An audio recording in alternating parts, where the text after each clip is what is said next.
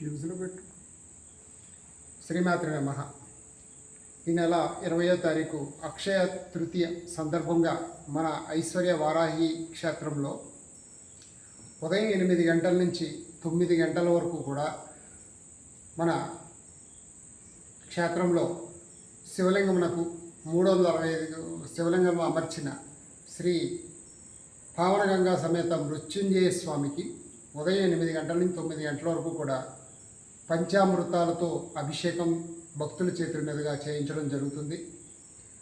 అలాగే 9 గంటల నుంచి 10:30 నిమిషాల వరకు కూడా అష్టలక్ష్ములకు భక్తుల చేతుల మీదుగా కుంకుమ పూజ